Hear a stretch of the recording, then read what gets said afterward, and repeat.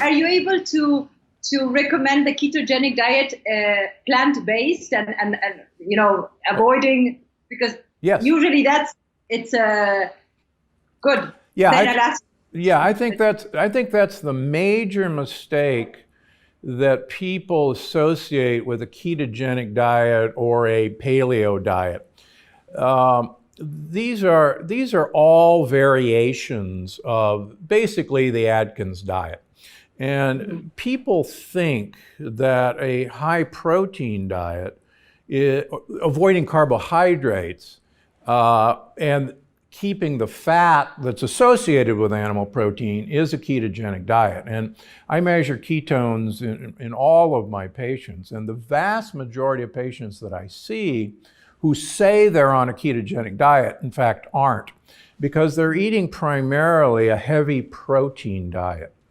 And this was actually one of the mistakes that Dr. Adkins made, and I know because my original book, Dr. Gundry's Diet Evolution, was done by Random House, who had done all the Atkins diets and all the South Beach diet books. And Dr. Adkins didn't know that we have no real storage system for protein.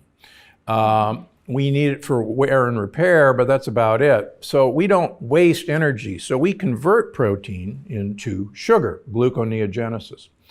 And he actually died a fat man. And so many people in the ketogenic community don't know that protein will turn into sugar. So to get back to your question, I basically tell my patients that I want them to become a gorilla who lives in Italy.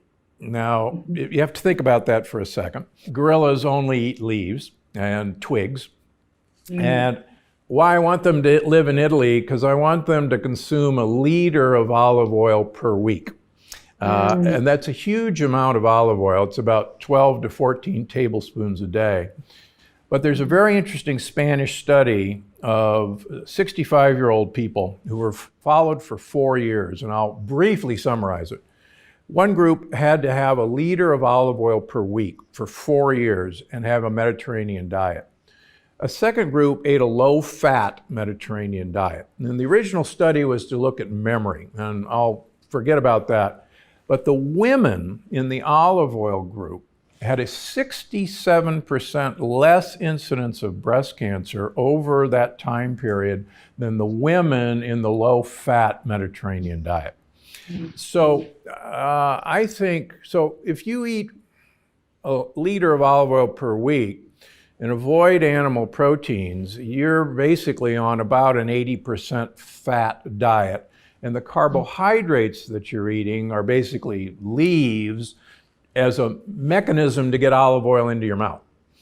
So that's what I do with my patients. Now, I'm not successful entirely. A lot of people will not give up animal protein, but the more I can diminish animal protein, the more successful I am with this program. And among other things, what I want to do is get the gut bacteria participating in educating the immune system.